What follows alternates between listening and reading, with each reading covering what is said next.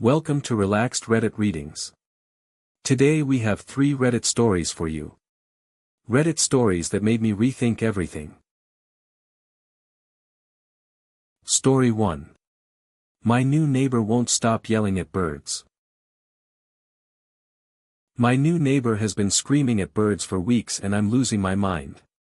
So I live in this small apartment near my university, and there are these beautiful trees along the side of my building where some crows like to nest. I've actually gotten really attached to these birds. I started leaving food out for them a few months ago, and they just recently started bringing me little gifts, which is honestly the highlight of my day. Then someone moved into the vacant apartment next to mine around the same time. And let me tell you, this guy made quite the first impression. His very first night there, he kept me up until 4 in the morning on a Sunday, just screaming at the top of his lungs while playing video games. Not exactly the welcome wagon I was hoping for. He hasn't done that since, probably because one of the other residents complained, but now he's found a new hobby that's somehow even more annoying. Every single morning, like clockwork, this guy comes outside and starts yelling at my crow friends. And I mean really yelling. He'll stand there for 20 minutes just screaming things like, "Get out of here, you stupid birds," and "I hate you annoying creatures." The crows don't even seem fazed by it, they just ignore him and go about their business, which honestly makes me like them even more. But it's driving me absolutely crazy. These birds were here long before he moved in. They're not hurting anyone, they're just living their lives in their own trees. And here's this grown man having daily screaming matches with wildlife. It's not like they're being destructive or anything. They don't make that much noise, they don't mess with anyone's property. They're literally just existing. Meanwhile, this guy is out there every morning having a full meltdown because nature dares to exist near his apartment. The whole thing is so bizarre and frankly embarrassing to witness. I'm starting to think about saying something to him, but I'm not sure if that's overstepping. Like, technically he's not breaking any laws by yelling at birds, even though it's completely unhinged behavior. But it's affecting my quality of life because I have to listen to this insanity every morning. Plus, I genuinely care about these crows now. They've become part of my daily routine and they bring me joy. This guy is basically having a one-sided war with my feathered friends and I don't know how much more of it I can take. Part of me wants to just ignore it and hope he gets tired of his anti-bird campaign, but it's been weeks and he shows no signs of stopping. Should I confront someone who clearly has anger management issues over their bird yelling habit?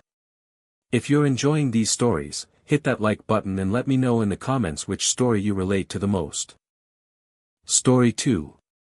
I refuse to pick up my drunk boyfriend and he's furious.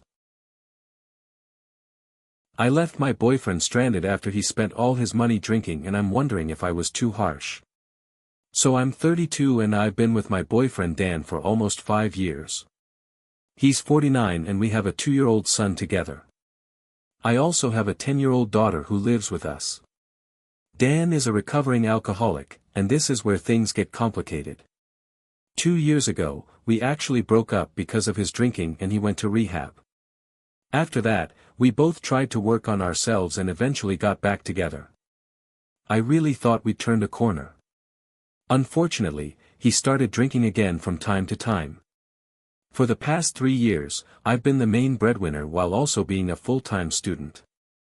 It's exhausting, but I've been managing.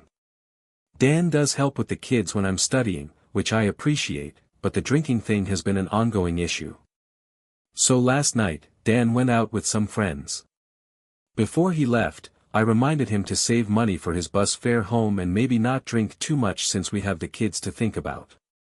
He assured me he'd be responsible. Fast forward to midnight, and my phone starts blowing up. Dan is calling me from across town, completely drunk, telling me he spent all his money and missed the last bus home. He wanted me to drive 45 minutes each way to pick him up. Here's the thing though. Our 2-year-old had been sick all day and finally fell asleep around 11. My 10-year-old had school the next morning. The idea of waking up both kids, loading them into the car at midnight, and driving an hour-and-a-half round trip to rescue my drunk boyfriend from his own poor decisions just felt wrong. I told him I wasn't coming to get him and that he needed to figure it out himself. Maybe call a friend, maybe find somewhere safe to wait until the buses started running again in the morning. He was furious. He started yelling at me over the phone, calling me selfish and saying I was abandoning him. But here's what really gets me. This isn't the first time something like this has happened. It's like he expects me to always be his safety net when he makes irresponsible choices. I'm already carrying most of the financial burden, I'm in school full-time, I'm raising 2 kids, and now I'm supposed to drop everything in the middle of the night because he can't manage his money or his drinking? He eventually figured out how to get home, but he's been giving me the silent treatment ever since.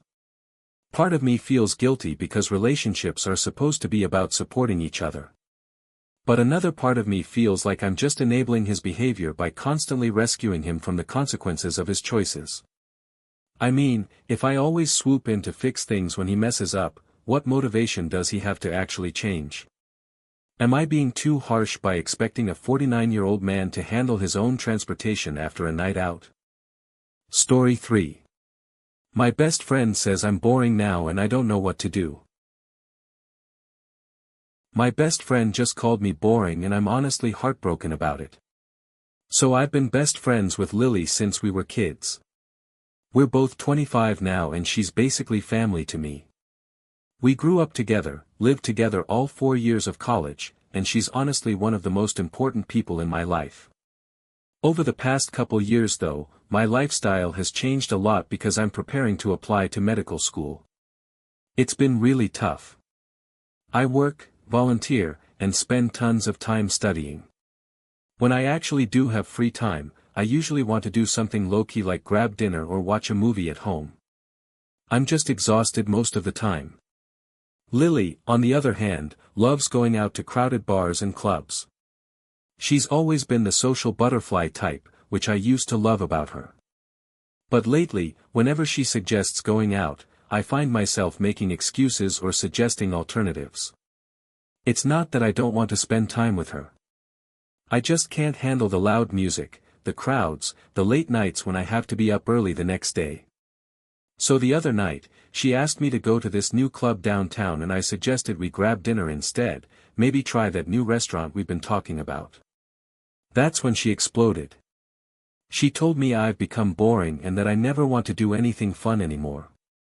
She said I'm not the same person I used to be and that hanging out with me feels like spending time with someone's mom.